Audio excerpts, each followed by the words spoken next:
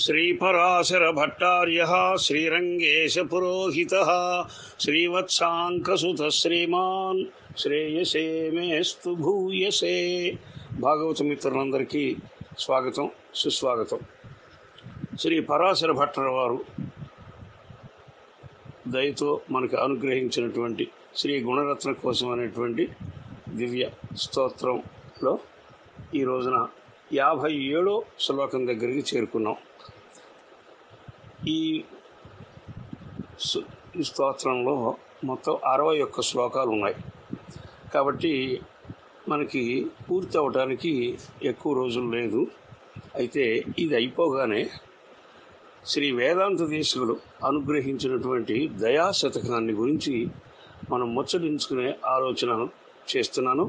కాబట్టి నన్ను ఆదరించేటువంటి సహృదయులందరూ కూడా, భాగవత మిత్రులందరూ కూడా ఈ విషయం గుర్తించవలసిందిగా కోరుతున్నాను. అలాగే దీంతో పాటు అనుబంధంగా ఆచార్యవాణి అనేటువంటి మరో కార్యక్రమాన్ని కూడా ప్రతిరోజు నిర్వహించడం జరుగుతోంది. ఆ ఆచార్యవాణిలో విదుర నీతుల్ని స్వీకరించి రోజుకి కొన్ని నీతుల చొప్పున నేటి కాలానికి ఎలా అవి అనువర్తింపజేసుకోవచ్చు, మన జీవితాన్ని ఎలా సుసంపన్నం చేసుకోవచ్చు, ఎలా ఆదర్శ పౌరులుగా మనం రూపొంది ఆదర్శ జీవితాన్ని గడపచ్చు అనేటువంటి విషయాన్ని ముచ్చరించుకుంటూ వస్తున్నాం. దాంట్లో కూడా విదుర నీతులు ముగించుకుని ఈ దయాశతకంతో పాటు రోజుకు ఒక కమ్మని కథ అనే పేరుతోటి కొన్ని కథలని నిజ జీవితంలో మనం ఎదురు చూస్తున్నటువంటి, మనం అనుభవిస్తున్నటువంటి ఆయా సంఘటనని ఆధారంగా చేసుకుని, లేక పూర్వులు మనకు అందించినటువంటి ఆయా గ్రంథాల్లో ఉన్నటువంటి ఆయా కథలని మనం రోజు ఒక కథ చొప్పున ముచ్చరించుకునే ఆలోచన చేయటం జరుగుతుంది. దీన్ని కూడా ఆదరించవలసిందిగా ఈ భక్త మండలందరినీ కూడా, సహృదయులందరినీ కూడా నేను పేరు పేరు వరుసన కోరుతున్నాను. దాన్ని కూడా మీరు ఇలాగే ఆదరించి నా పట్ల మీరు ఇప్పుడు ప్రదర్శిస్తున్నటువంటి ప్రేమ ఆదరాలనే ప్రదర్శించవలసిందిగా మరోసారి పేరు పేరు వరుసన అర్థిస్తున్నాను. సరే, ఈ రోజున కార్యక్రమంలోకి వద్దాం. 57వ శ్లోకాన్ని అనుసంధానం చేసుకుని తదనంతరం దానిలో మనకు భట్టర్ వారు అందించినటువంటి సందేశాన్ని ఆస్వాదించే ప్రయత్నం చేద్దాం. ఔదార్య కారుణికతాశ్రితవాత్సలత్వ పూర్వేషు సర్వమతిశాయితమాత్రమాతః శ్రీరంగధామ్ని యదుతాన్యుదాహరంతి సీతావతారముఖమేతదముష్యయోగ్యా. మరోసారి శ్లోకాన్ని అనుసంధానం చేసుకుందాం. ఔదార్య కారుణికతాశ్రితవత్సలత్వ పూర్వేషు సర్వమతిశాయితమాత్రమాతః శ్రీరంగధామ్ని యదుతాన్యుదాహరంతి సీతావతారముఖమేతదముష్యయోగ్యా. శ్రీమన్నారాయణుడు అఖిలాండ కోటి బ్రహ్మాండ నాయకుడు, పరబ్రహ్మం, పరమాత్మ, పరంధాముడు, మోక్షప్రదాత. ఆ స్వామి తన యొక్క సృష్టి క్రమాన్ని సాగించే క్రమంలో కొన్ని నియమ నిబంధనలను ఏర్పాటు చేసుకున్నాడు. అందులో ముఖ్యంగా పాపుల్ని శిక్షించడం, పుణ్యాత్ముల్ని రక్షించడం. అదే శిష్ట రక్షణ, దుష్ట శిక్షణ, తద్వారా ధర్మోద్ధరణ. ఇది ఆయన యొక్క తత్వం. ఈ తత్వానికి అనుగుణంగా ఆయన పాపుల్ని శిక్షించడం, పుణ్యాత్ముల్ని రక్షించడం చేస్తూ ఉండటం జరుగుతోంది. అయితే కాలం మారుతున్నటువంటి దృష్ట్యా కలికాలం వచ్చేసింది. ఈ కలికాలంలో ప్రజలు రకరకాల పోటీ ప్రపంచంలో ఉండటం, ఆరాటం, పోరాటం, వీటిలో సతమతమవుతూ ఉండటం వల్ల తప్పనిసరిగా అనుకోకపోయినా, ఇష్టం లేకపోయినా పాపాలు చేయవలసినటువంటి అగత్యం పరిస్థితులు ఎదురు కావటం సహజం. ఈ కలికాలంలోనే కాదు, కృతయుగం నుంచి తదనంతర కాలంలో కూడా అరిషడ్వర్గాలకు బానిసలైనటువంటి కొంతమంది వ్యక్తులు అలాగే ఇంద్రియ లౌల్యానికి వశపడిపోయినటువంటి కొంతమంది వ్యక్తులు దుష్కృత్యాలు చేసుకుంటూ ఈ సమాజాన్ని అట్టుడికినట్టు ఉడికించటం మన గ్రంథాల్లో గమనించాం. రకరకాల పురాణాల్లోనూ, అంతకుముందు శ్రీమన్ మహాభారతంలోనూ, అంతకుముందు శ్రీమద్ రామాయణంలోనూ ఇలాంటి సంఘటనలు ఎన్నో మనం చూసాం. త్రేతాయుగం చివరిలో ఉన్నటువంటి రావణాసులు, తర్వాత ద్వాపర యుగం చివరిలో ఉన్నటువంటి దుర్యోధనాదులు, నరకాదులు, ఇలా ఎంతోమంది రాక్షసులు ఆయా కాలాలకు లోబడి ఇంద్రియ లౌల్యంతో అరిషడ్వర్గాల యొక్క ఉల్బణంతో వాటి యొక్క ప్రభావంతో సతమతపడుతూ ఎన్నో దుష్కార్యాలు చేసి శ్రీమన్నారాయణుడి యొక్క ఆగ్రహానికి పాత్రులై ఆయన యొక్క అవతారాలకి కారణభూతులై ఆయన చేతిలో సంహరింపబడటం మనం గమనించాం. ఇదంతా కాల ప్రభావం. కాలమే అన్నిటికీ కారణంగా మనం పెద్దలు చెప్తారు కాబట్టి ఆయా కాలాల యొక్క ఒత్తిడిని బట్టి, ప్రకృతిలో ఉన్నటువంటి వికారాల యొక్క అనుభూతులను బట్టి, అనుభవాలను బట్టి ఇలా కొంతమంది లోకకంటకులుగా తయారై ఆనాటి కాలంలో లోకంలో ఉన్నటువంటి సత్పురుషుల్ని, యోగ్యుల్ని, యోగుల్ని, మానవుల్ని ఇబ్బంది పెడుతూ రకరకాలుగా శోభకు గురి చేస్తూ ఉండటం జరిగింది. ఆయా సందర్భాల్లో శ్రీమన్నారాయణుడు అనేక అవతారాలు ధరించి ఆ అవతారాల యొక్క శక్తియుక్తులతోటి వారందరినీ కూడా సంహరించి ధర్మోద్ధరణ చేస్తూ వచ్చినట్టుగా మన పూర్వ గ్రంథాల్లో మనం తెలియజేస్తున్నాడు. అలాంటి సందర్భంలో ఈ శ్రీమన్నారాయణుడు ఒక ఏర్పాటు చేసుకున్నాడని మనకు పెద్దలు చెప్తారు. సహజంగా ఈ ప్రకృతి వికారాలకి మనుషులు లోనయ్యి అనేకమైన పాపాలు చేస్తూ ఉంటారు కాబట్టి పాపం చేస్తే శిక్షిస్తాననేటువంటి తన యొక్క విధానానికి లోనయ్యి మానవులు ఇబ్బంది పడకుండా ఉండటం కోసం ఒక ఆలోచన చేసి తనలోంచి ఒక తత్వాన్ని వెలుపలకు తీశాడు. ఆ తత్వం పేరే శ్రీమన్ మహాలక్ష్మి. ఈ శ్రీమన్ మహాలక్ష్మి శ్రీమన్నారాయణుడు ఏ ఏ అవతారాలు ధరిస్తే ఆయా అవతారాలకి అనుగుణంగా ఆవిడ కూడా అవతరిస్తూ ఆయనతోనే ఉంటూ, ఆయనలోనే ఉంటూ, ఆయన హృదయం స్థానంగా వక్షస్థల స్థిత అని పిలువబడుతూ అవతారాలు ధరిస్తూ సంచరిస్తోంది.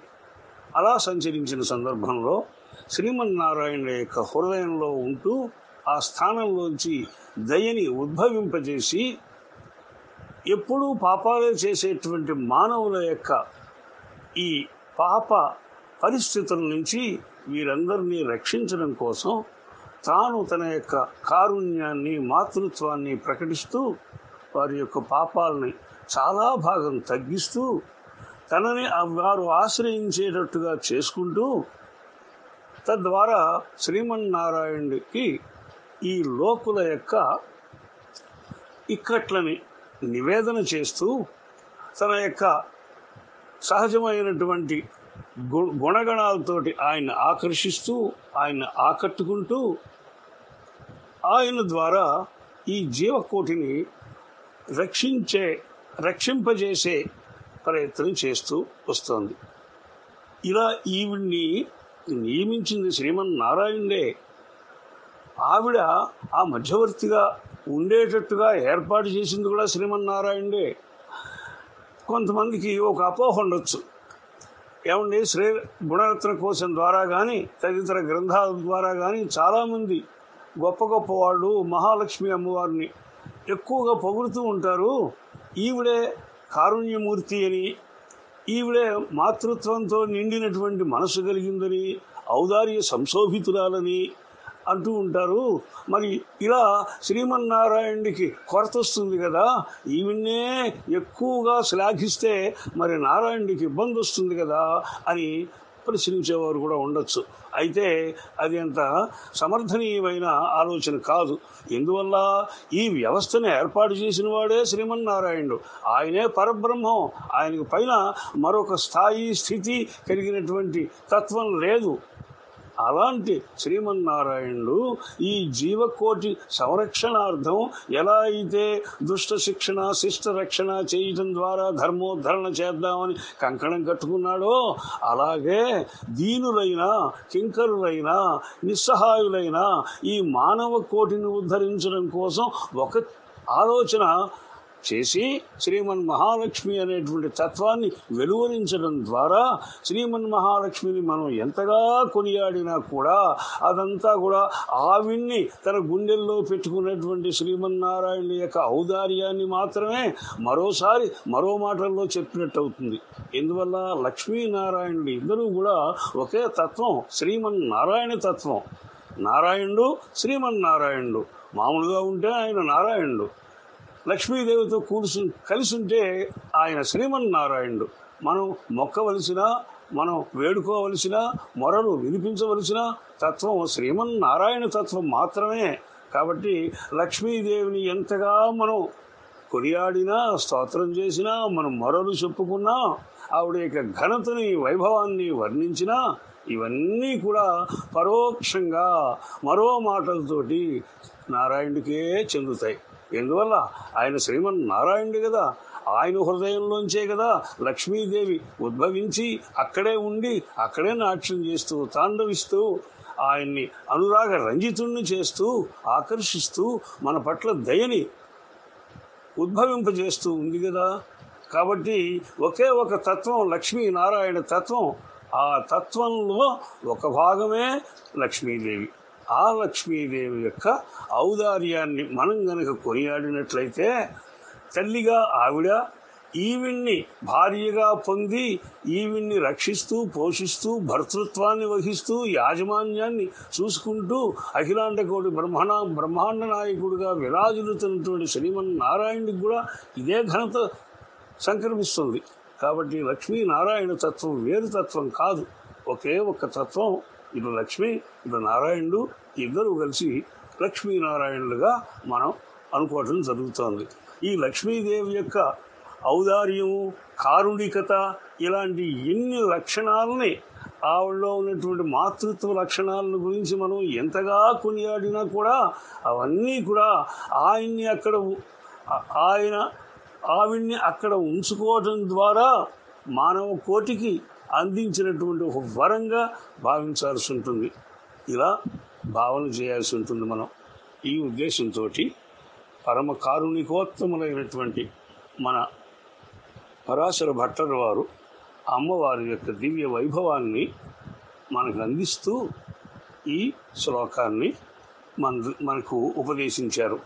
ఔదార్య కారుణికతాశ్రిత వత్సలత్వ పూర్ణేషు సర్వమతిశాయితమాత్రమాతః శ్రీరంగధామ్ని యదుతాన్యదుదాహరంతి సీతావతారముఖమేతదముష్యయోగ్యా. అమ్మా మాతః, తల్లి, ఓ శ్రీమన్ మహాలక్ష్మి, నువ్వు ఆయా అవతారాల్లో ఎన్నో మానవ కోటికి కావలసినటువంటి గుణగణాలని ప్రకటించావు నీ యొక్క చర్యల ద్వారా. అందులో ఒకటి ఔదార్యం, తర్వాత కారుణ్యం, ఆశ్రిత వత్సలత్వం, ఇవన్నీ కూడా నువ్వు ఆయా అవతారాల్లో ప్రకటించావు. ఆయా అవతారాల్లో నీవు అలా గనక ప్రవర్తించి ఉండకపోతే దీనులమైన మా పరిస్థితి ఎలా ఉండేది? ఈ పరిస్థితిని గమనించే మా యొక్క శరణు లేని పద్ధతిని, మా గతిని గమనించే నువ్వు ఈ గుణాలన్నింటినీ కూడా ఆయా అవతారాల్లో ప్రకటించావు. ముఖ్యంగా సీతావతారంలో శ్రీమన్నారాయణుడు రామావతారాన్ని ధరించినప్పుడు ఆ అవతార సిద్ధి కోసం, ప్రయోజనాన్ని కలిగించడం కోసం నువ్వు అడవికి వెళ్ళి అనేక కష్టాలు సహించి చివరికి రావణాసురుడి చేత ఎత్తుకుపోబడి అశోకవనంలో ఉంచబడి అక్కడ వియోగ బాధతోటి ఎంతగా కృంగి కృషించిపోయావో మనకి శ్రీ రామాయణం వివరించడం జరిగింది. ఆ సందర్భంగా నువ్వెన్నో ఘట్టాల్లో నీ యొక్క ఔదార్యాన్ని, కరుణని, ఆశ్రిత వాత్సల్యాన్ని ప్రకటించావు. ఉదాహరణకి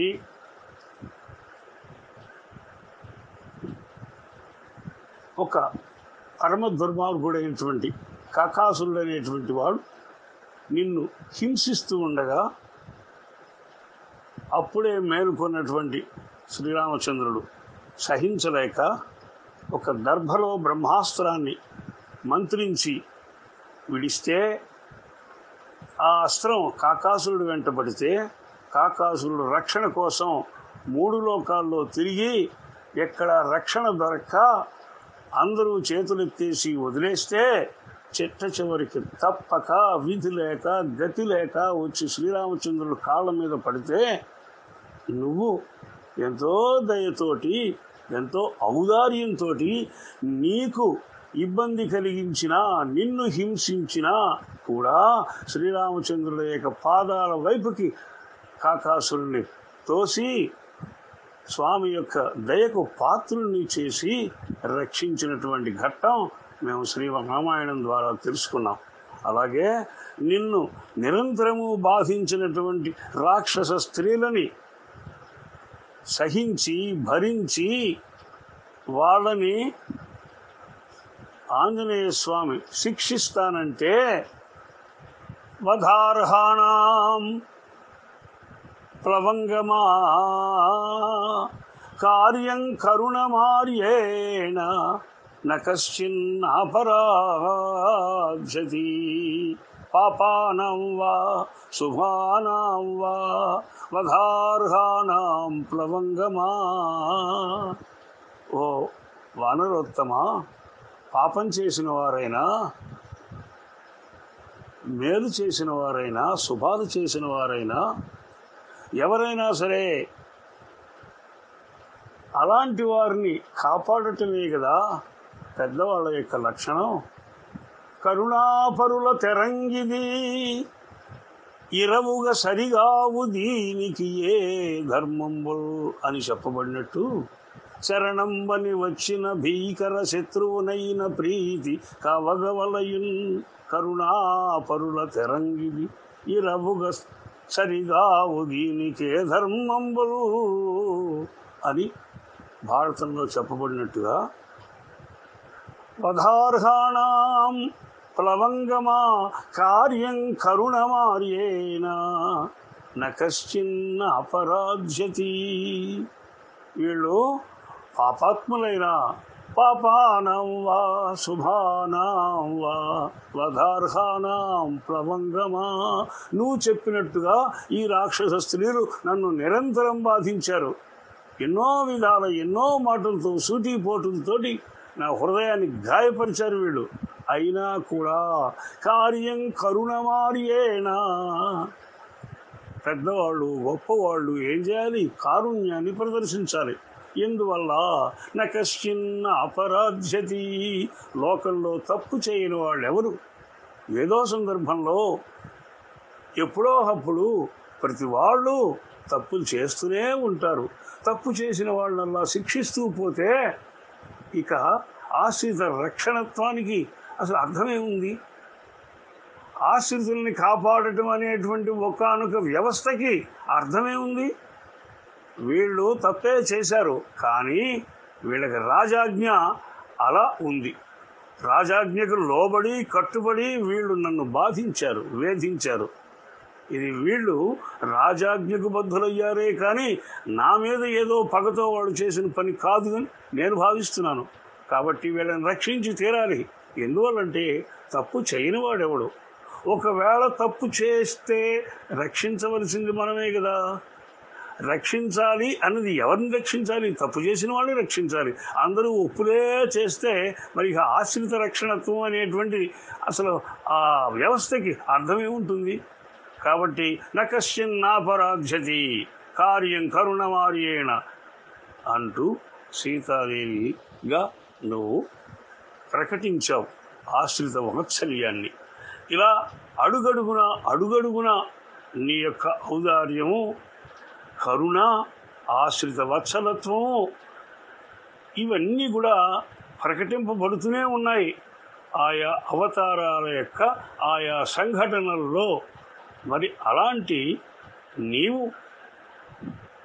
ఏం చేశావంటే మా మీద ఉండేటువంటి అనగా భక్తజనుల మీద ఉండేటువంటి ఆశ్రితులైనటువంటి అస్మదాదుల మీద ఉండేటువంటి ఆ కారుణ్య పరిపూర్తితోటి ఎప్పుడూ కూడా శ్రీరంగంలోనే ఉంటూ శ్రీరంగ నాచ్యారుగా వెలుగొందుతూ అక్కడ ఉన్నటువంటి రంగనాయక స్వామి వారిని సేవిస్తూ మా అందరి చేత సేవింపజేస్తూ నీ యొక్క సమస్తమైనటువంటి వాత్సల్య గుణోపేతమైనటువంటి తత్వాన్ని ప్రకటిస్తూ ఉన్నావు తల్లి అని పరాశర భట్టర్ వారు ఈ శ్లోకంలో వ్యక్తం చేస్తున్నారు. ఆయా అవతారాల్లో అమ్మవారు ప్రకటించినటువంటి ఆ గుణాలన్నీ కూడా పరిపూర్ణంగా ఉండటం కోసం, ఆయా లక్షణాలన్నీ కూడా తనలో ఉండేటట్టుగా చేసుకోవటం కోసం, అనగా ఆయా అవతారాల్లో ఆవిడ ప్రదర్శించినటువంటి లక్షణాలన్నీ కూడా అభ్యసిస్తూ శ్రీరంగనాయికగా రూపొంది శ్రీరంగంలో వేంచేసి ఉండి తన యొక్క గుణ పరిపూర్తిని ప్రకటించుకుంటూ ఉంది. కాబట్టి శ్రీరంగంలో ఉన్నటువంటి శ్రీరంగ నాయకి సకల సమస్త గుణ భరితురాలు. ఏ గుణాలు? ఏ గుణాలైతే భక్తజనుల్ని కాపాడటానికి లేక అపరాధాలు చేస్తూ పోయేటువంటి మన వంటి బిడ్డల్ని ఆదుకోవటానికి ఏ గుణాలు అవసరమో ఆయా గుణాలన్నీ ఆయా అవతారాల్లో ప్రదర్శించడం ద్వారా మనసులో నిలుపుకొని గుణ పరిపూర్తిని ప్రకటిస్తూ శ్రీరంగంలో వేంచేసి ఉన్నారు అమ్మవారు అని ఈ శ్లోకంలో స్వామివారు మనకు అందించడం జరిగింది. ఔదార్య, కారుణికత, ఆశ్రిత వత్సలత్వ, పూర్వేషు ఇలా మొదలైనటువంటి ఈ గుణాలు మొదలైనటువంటి గుణాలు సర్వమతిశాయిత మాత్రమాత శ్రీరంగధామ్ని యదుతాన్యుదాహరంతి సీతావతార ముఖమేతదముష్యయోగ్యా. సీతావతారంలో ఏ గుణాలనైతే నువ్వు నీలో నింపుకున్నావో ఆయా గుణాలన్నీ కూడా నిలిచి ఉండేటట్టు, నిండి ఉండేటట్టు ఇంకా ఎన్నో గుణాలన్నీ కూడా పుంజీభూతాలుగా ఉంటూ నీలో రంగరించుకొని శ్రీరంగంలో అమ్మవారిగా నువ్వు వెలసి ఉన్నావు. మాతః, ఓ తల్లి అని భట్టర్ వారు ఎంతో భావగాంభీర్యంతో వ్యంగ్య వైభవంతో అమ్మవారి యొక్క గుణాధిక్యాన్ని ప్రకటించడం ఈ శ్లోకంలో మనం విశేషంగా గమనించవచ్చు. ఔదార్యము, కారుణికత, ఆశ్రిత వత్సలత్వం ఇలాంటి గుణాలన్నీ కూడా నీలో తల్లి నిండి ఉన్నాయి. అందుకనే శ్రీరంగంలో నువ్వు రంగనాయకిగా ఉంటూ మమ్మల్ని అందరినీ కూడా ఆదుకుంటూ స్వామివారి యొక్క దయకు పాత్రునిగా మమ్మల్ని తీర్చిదిద్దుతున్నావు. అలాంటి తల్లివి నువ్వు. మాతః అని సంబోధనలో భట్టర్ వారు ఈ అర్థాన్నంతటి కూడా విడిచి ఈ శ్లోకాన్ని పరమభోగ్యంగా మనకు అందించారు. అలాంటి భట్టర్ వారి యొక్క పాదపద్మాల సన్నిధిలో అనేక దాసోహాలు సమర్పిస్తూ ఈ కార్యక్రమాన్ని సుసంపన్నం చేస్తూ సార్థకం చేస్తూ నన్ను ఆదరిస్తున్నటువంటి భక్తజనులందరికీ కూడా పేరు వరుసన ధన్యవాదాలు తెలియజేస్తూ మరోసారి ఇందాక నేను చెప్పినటువంటి దాన్ని జ్ఞాపకం చేస్తున్నాను. శ్రీ గుణరత్న కోశం అనేటువంటి ఈ గ్రంథం కొద్ది రోజుల్లో, అనగా ఇది 57వ శ్లోకం కాబట్టి 61వ శ్లోకంతో ఈ గ్రంథం పరిసమాప్తం అవుతుంది. తర్వాత దయాశతకం అని శ్రీ వేదాంత దేశికుల వారు మనకు అనుగ్రహించినటువంటి గొప్ప శతకం అది. ఆ శతకాన్ని అనుసంధానం చేసుకుందామని తెలియజేస్తున్నాను. అలాగే ఆచార్యవాణి అని ఒక కార్యక్రమాన్ని రూపొందించుకొని విదురుల వారు ధృతరాష్ట్రుడికి చెప్పినటువంటి నీతుల నుంచి కొన్నిగా రోజు వివేచన చేస్తూ విశ్లేషణ చేస్తూ మన జీవితానికి ఎంతవరకు అవి అన్వయించుకోవచ్చో ఆలోచన చేస్తూ ముందుకు సాగాం. అందులో ఆ కార్యక్రమాన్ని కూడా సుసంపన్నం చేస్తున్నారు. మీరందరూ కూడా సహృదయులటువంటి మీరందరూ కూడా ఆ కార్యక్రమంలో చిన్న మార్పు చేసుకుని విదురు నీతుల్ని ముగించుకుని రోజుకు ఒక కమ్మని కథ అనేటువంటి పేరుతోటి రోజుకి మన జీవితానికి ముఖ్యంగా మార్గదర్శకంగా ఉండేటువంటి ఒక కథని ముచ్చడించుకుంటూ ఈ కార్యక్రమాన్ని ఆచార్యవాణి అనే కార్యక్రమాన్ని సుసంపన్నం చేసుకుందాం.